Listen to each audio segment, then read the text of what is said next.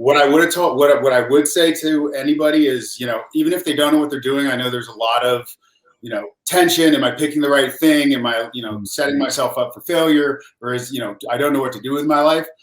Really try to do everything and try to do it with 120% effort. That way you can cross it off your list.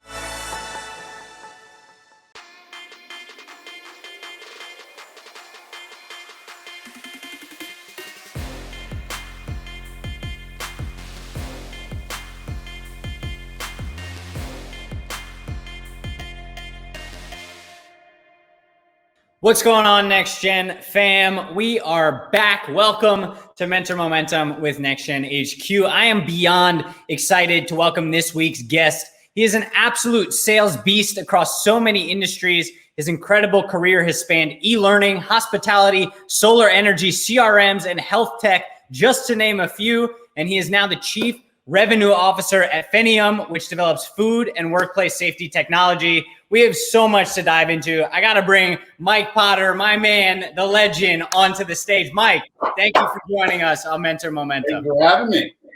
Great introduction. I want to dive right in. We had an incredible community member submit a question. Originally, your title was focused on both sales and customer success, and your role was on doing both. And some companies say, okay, we split up sales and customer success, but you're actually keeping them together. Why is that? Well, there's two parts to that question. I really like that question. I come from a hospitality background. I'm very service oriented. And I think what you want to do, especially if you're in a startup mode or in growth mode, is you want to make sure that those first couple customers that give you a chance to partner with you, they're treated really well. I mean, those can really become your best salespeople. And if you look at it from their perspective, it is one experience for them, right? They're found by marketing. Marketing gets them interested. Sales gives them promises, and then it's customer success jobs to deliver and keep them going. But if you look at it from a customer perspective, they're making a decision to go with you. That decision should be carried through, hopefully, into renewals and non-churn. And I think you just have to be a part of that, especially at the early stage.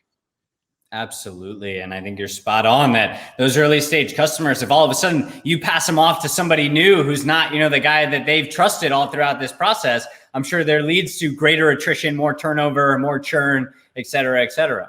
Well, I think it's a very, very, very, very common statement, right? You do 80% of the work for 20% of the business. You don't want to lose 80% of the business for doing only 20% of the work because you've already done it. Absolutely. I love that mentality. And obviously, I want to get back into the sales stuff later on in the interview. But first, I want to take us all the way back to the beginning of your career, talking about 20-year-old Mike Potter. What is maybe one piece of advice you would give to that version of yourself and ultimately this audience that you're talking to? All right. Well, I'm wondering if I should admit it or not, but what the hell? I like the story. I was living on a sailboat in Marina Del Rey at 22, working trying to work as an actor, actually. And I ended up becoming the supervisor of guest services at the Hotel California, if you believe that. What I would have told, what I would say to anybody is, even if they don't know what they're doing, I know there's a lot of, tension. Am I picking the right thing? Am I, setting myself up for failure? Or I don't know what to do with my life. Really try to do everything and try to do it with 120% effort. That way you can cross it off your list. And you'll never wonder, that could have been for me, or I could have tried harder there. I could have made more of it. You're going to get a lot of experience. You're going to leave a great reputation behind. And that network, as you get to my age, around 31, is very exciting when everyone knows you're a hard worker and, can contribute and add value. How did you go from sailboat living, Mike, working at Hotel California to, being who you are today? What was like that process like for you? I feel like, I hear the story. I'm like, no way, that can't be true. But, it's clearly part of your background. It might be one of the reasons I just really enjoy working in the startup environment, and I can do things like customer success and sales, and marketing. I mean, I enjoy having, hands in kind of everything and learning a lot, being able to contribute, just listening intently and adding value where I can, and also having fun. So, for me, it was all fun. I wanted to try that experience. I went for it. I always wanted to live on a sailboat and, do the Johnny Depp thing. Learned how to sail a little bit, not much, mostly just hung out there and looked cool. At least I thought I did. But then I decided that I wanted to make money. And, you know, you kind of run into that around 24, 25, where you're like, well, I don't want to be living off of, you know, cups of noodles and pepperoni pizza. And when your buddies or, you know, girlfriend says, hey, let's go out and get some coffee. And you're like, oh, no, I got this Folgers secondary bag here. And you see what other people are making. I think it's just a decision and to be successful and go for it. But you can change your path. I plan on doing it a couple more times before it's all done.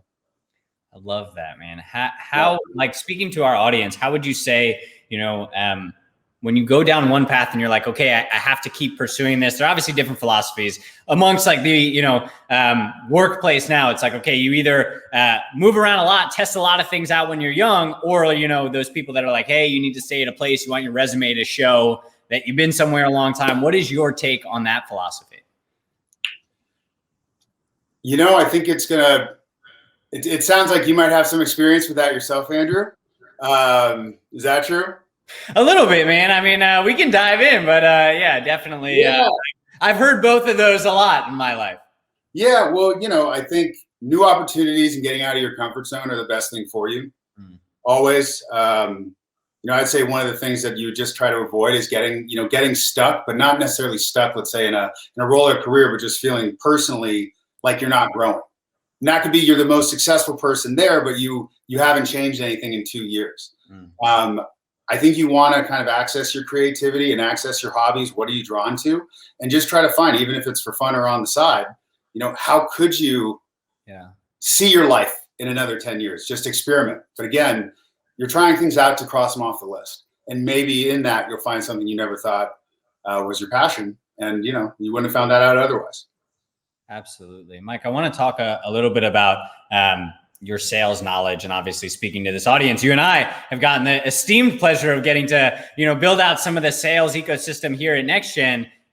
What are your pleasure? The pleasure was mine. You know, I was the one that got what in your mind are the top tips for a young startup wanting to build out their first sales ecosystem? What are the things that they should be thinking about? Yeah, I mean, I think it's very, very important to utilize your network. Right off the bat. I mean, I know there's a lot of, I mean, I do it myself. I get caught up and I think I know, you know, as much as I know, but I'll still end up writing the same email with the same 3 bullet points of, you know, what are our capabilities? What are our benefits? What are our features and functions? And that, in my opinion, never really works. I mean, you really want to try to see it from the people you're engaging, their perspective. Just what are you solving? In many cases, when I've dealt with young founders, they're trying to be so technical in sales. They're trying to follow this playbook, but really it's like, well, why did you leave school, take all that risk and start your own company? And their single answer to that would get anybody interested and want to have a conversation or a demo, because that's real passion. They're trying to solve a problem. That's why you started a company. Just tell your story. Absolutely. And you've worked with us, and something that you made so clear to me is this idea of like, understanding like your pipeline. And I'm out here being like, all right, Mike, I want 20 customers, but they're all going to come from enterprise. And you're like, hey man, your enterprise sales cycle has to be like 2 years at the minimum. So I think, you know, with all that knowledge you have, what are some of the biggest pain points that you're seeing these young companies deal with, aside from just being, you know, not able to articulate their passion? On the tactical side, what are they doing that's getting them caught up as, you know, they're trying to get their funnel ramped up? Yeah, I mean, you know, if you do end up having someone with sales experience, I mean, obviously, I think you want to start with your lead life cycle, right? So, are you getting leads? How many leads do you think you need based on, you know, the deals that you've done and how long those have taken? You know, you can, I mean, sales can also be, and I'm really bad at this, but sales can be a very mathematical formula, right? And it can be forecasted down to the T in the day of when you'll get money, so you can actually spend as a company knowing that you will get those funds just in time. It can be broken down to that kind of a science. But starting from leads, you know, basically your awareness funnel is just awareness, interest, preference, and then choice, right? So at first it's, you have to let people know that you solve a problem. Then you have to let them know that you can actually solve it, and then that you can solve it better than anyone else, and then that you can solve it better than anyone else, especially for this one customer. So I think it's a lot of just like going through the process, like get 25 leads, set those out, work those 25 accounts, figure out what roles respond, what they're most interested in, and then just keep repeating and segmenting based on the wins.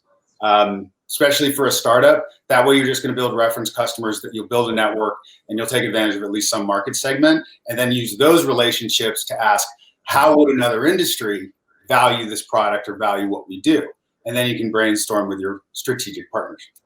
Absolutely. And I remember, for everyone listening, I'm sure you're like, yeah, man, this is just kind of like basic sales stuff. But everybody in this audience, I remember when we were having this conversation, you sat us down, you're like, hey, so tell me about your best sale. And I was like, what do you mean? Why do you care about that? Like, I thought you were going to help me figure out how to make more sales. I don't care about the ones that already happened.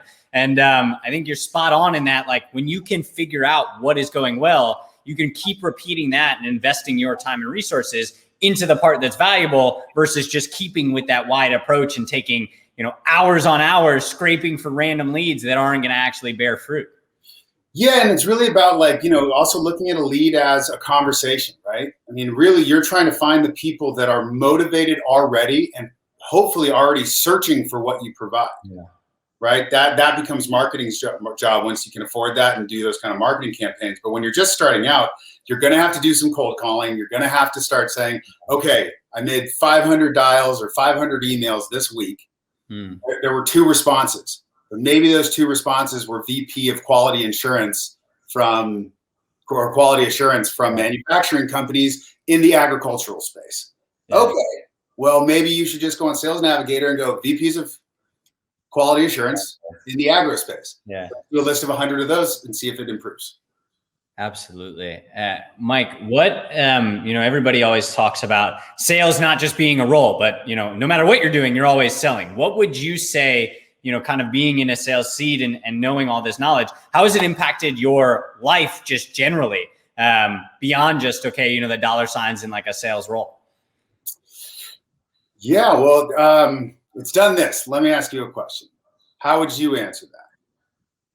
I mean, you're throwing me under the bus here, man. But I think, for me, I'm there with you. It's the ability to just hold a conversation with another human being is something that I think you practice over and over again. And when you are the salesperson, it would be awkward if I came on, like, especially even in an interview setting, if I came on and I was like, all right, Mike, like, what do you want me to ask you? Like, it would end up being the worst interview of all time. So I think being able to not only hold the conversation, but control and guide the conversation has also helped in just my personal life of being able to ask for what I want in, personal relationships beyond just workplace, And have you found that to be a constantly evolving, like something that you get better at? Or was there kind of a moment when you were able to translate, oh, this works in sales or maybe in personal life, and then vice versa? Yeah. At first, I mean, now I think you're doing the interview, which let's ride with it, man. I'm like, I have a point. I love it. I think that there was a moment where I was like, oh, wow, I'm like getting this. But then it's still constant growth, right? Like there was a moment where I feel like, and it was funny. We were talking about this on an interview yesterday. I was recording videos to send an email, and I did so many reps, like practicing the pitch, that the next day, all of a sudden I was like, speaking the pitch like I had known it my whole life. And I was like, whoa, the videos, I got 0 responses from sending out the videos, but the pitch was like perfect at that point. And I think, it's still been a constant growth. And I feel like every day I get better, but I definitely feel like there have been moments where I've been like, oh, wow, and realized like an inflection point along the journey. For me, and what I was showing a little bit there and trying to actually give like some real-time context is, I think it's just asking questions and actively listening. That's been a huge part of not only just doing sales, because when you think of sales, like the cookie cutter sales, it's like, hey, this is my pitch. We can do this for you. It only costs this much. It's cheaper than everybody else, and you're going to love it. Yeah. But that's what everyone hears, right? So, if I tell you that I'm a gardening company and I cut your lawn, so go with me. Are you going to go with me? No. Right. Are you going to buy a car without airbags? No. Everyone has airbags. They're called airbags for a reason. So I like using that term. It's actually something my dad coined, and he's written books on the sales methodology, so probably a little osmosis. But I think asking questions and actually differentiating on what makes the client or the prospect different What are their unique circumstances, their unique goals, pain points? How are they trying to deal or at least look at the situation?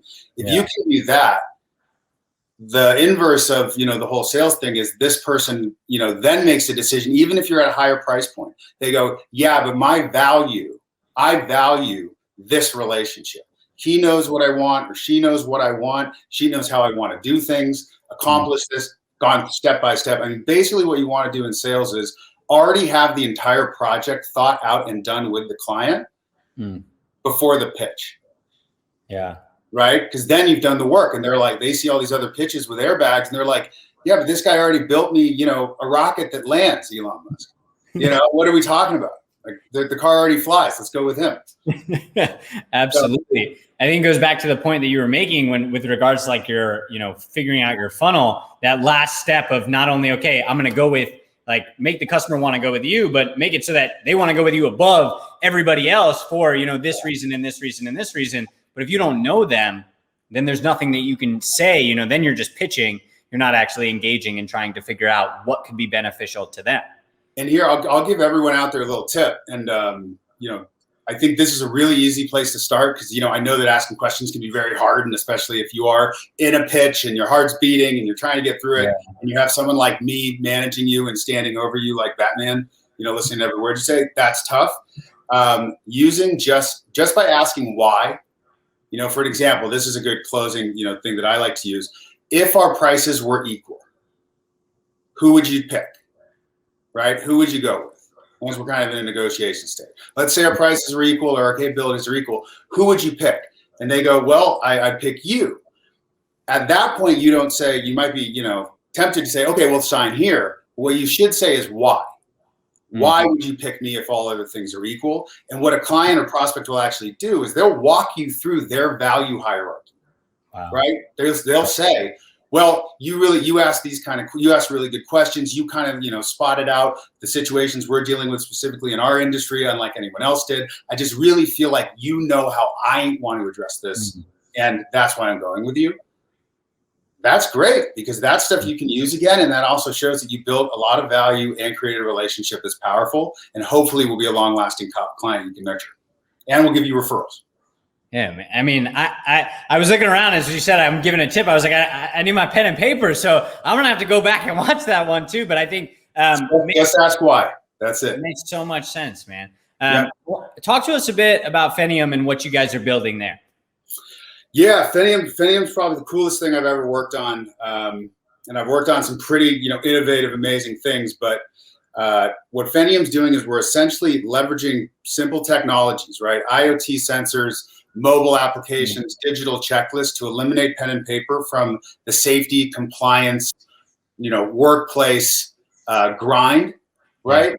And essentially stream all of that data to a cloud dashboard where we use AI and analytics to predict and then prevent incidents like foodborne outbreaks, workplace safety accidents, major losses because of equipment failure.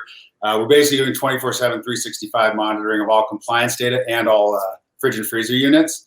And we're trying to reduce all foodborne illness incidents by 50% in 10 years. So big mission, big goal, kind of a moonshot, but we've had some huge success over the last 6 months that I think we might be able to accomplish that. So about to start scaling, which is very exciting. I love too that you not only share, one, it's a problem that you guys are solving. Like there's a clear problem and you guys are coming up with a clear solution.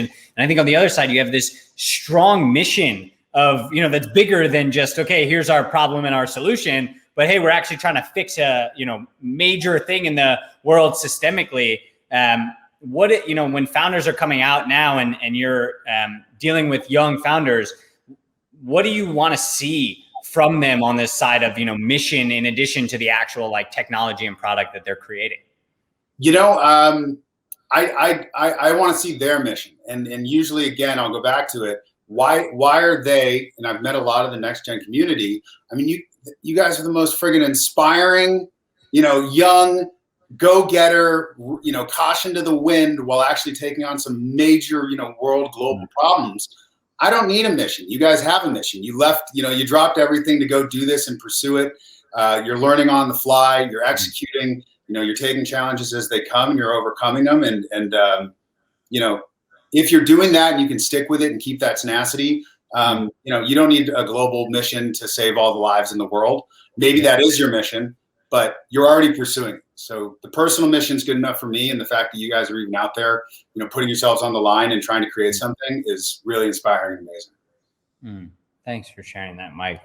One thing we love to talk about here, and I'm curious to hear your answer. We love talking about mistakes and failures that were made along the journey and lessons that you learned from them. So is there perhaps professional, personal, any way along your journey, a mistake or a failure that you made and something that you learned from it so that our people can avoid that same trap? It took me, I'm still fairly like this. It's more personality flaw, I think. But, my ability to be professionalism or to have some professionalism in certain environments. I can dress up. I'm wearing a tux this weekend to a black tie event. Of course, I ordered it from Black Tux, which is a great service, but it didn't fit. And, it took me a long time to kind of fit into these enterprise roles. Again, I was living on a sailboat. So maybe to your original question, how did you transition? Some of it was pretty bumpy, right? Yeah. Showing up in Birkenstocks to work wasn't kosher. Yeah. But it also helped me kind of find what environments I'd like to work in and where my strengths really apply and offer, the most value. And I would just say, really look for where you feel like you fit, right? I think if you ever eat something and it tastes bad, spit it out, right? Spit it out. It's your body telling you don't like it or something's wrong with it. Same thing goes with any kind of job, interview, relationship. If you get a bad taste in your mouth and you feel like it's just not for you, even if it's a great opportunity, it's not going to be great for you. So go find what's great for you, where you fit the best and can be the best version of yourself. I love that, man. I think, so first, Birks are super comfortable and, those should be respectable footwear for the workplace. So we'll have to figure out how to change that for the startup culture. But, sometimes it does feel good to look good. So, dressing up's cool. I just can't wear a tie every day. It's just not who I am. Absolutely. Mike, can you share a bit about, obviously you're building out this incredible team and culture at Feneum, and what in your mind are your top tips for creating a strong culture and building a strong team of people that, will work towards a common goal alongside you? Yeah, that to me is probably the most important thing you can do as a founder. Even when you're hiring your first people or getting co-founders, getting investment. You really have to look, how is this going to impact your culture? Especially, all of you guys and gals who can create whatever culture you want, right? You've gone out and you've taken the risk. You're leading businesses, or at least, having gone out there and put yourself on the line, people have brought you into other roles, that are leadership oriented. Don't take a sideways glance at culture. As you grow, you're going to get more and more dispersed from those original core members. And when you start feeling like you don't know anybody at the business that you're so successful at, that's a pretty bad feeling. You want to constantly be having events, taking new people out, setting up like mentorship things, having leadership be very transparent about the original mission, goals, how they got there, the kind of way that work gets done, expectations, That's what I think is one of the most important things, especially as you grow, because you want the people who are coming underneath you that very quickly, if you're scaling fast, are going to be the next people interviewing and hiring. You want to make sure that culture doesn't stop with you, because you're not going to have time once you hit 40, 60, 200 sales employees, 75 engineers, and a marketing team of 20 to talk to everybody, right? You might not even see them. You might be in remote offices. You might only get one or two trips where you're basically like, you're the bobblehead. Even if you are the bobblehead, change that. Take the time, really sit down with people on the team, sit down with everyone, shake their hand. It goes a very long way, just showing that you care. Absolutely. How are you? Obviously, sales is a tough industry as well, because most people have quotas and some employees, are just natural and others need more work. How are you able to help people grow, even if on paper, they're not necessarily exactly where they need to be yet? Well, like I said earlier, I don't think sales is something that you're born with. There's obviously, different personality types that do very well, just let's say on the phone. Like I handle rejection super well. You can tell me no or, screw off, whatever. And I'm just gonna be like, great, all right, have a nice day. I might even call you back and say, why were you in such a bad mood? You want to talk about it? Other people, that terrifies some people. Yeah. If that's the case, it might not just be that sales isn't for you or that's not one of your strengths. It might be that kind of sale. Yeah. Right? You might be highly consultative. You might be more of the account manager type who really wants to walk a client, not only through signing the contract, but actually realizing the value and ROI that you promised. So it's really, again, just kind of finding where you fit and where your strengths play. If you have some huge major anxiety about doing it, not laziness. Yeah. Right. You got to get out of your comfort zone. I mean, go make 500 dials, cold calls, straight up, where you try to have at least 2 hours of talk time a day for 5 days straight. And then you'll know if you can do it or not. Because in that amount of time with that activity, you're either going to have a couple wins, a couple great conversations, or you're going to be like, I want to, Yeah. I'm losing my mind, not to get dark. But you'll know. And in that case, I think you need to try to find what does work better for you. Like you like the sales, the marketing, or the sales part of marketing, the upselling of account management.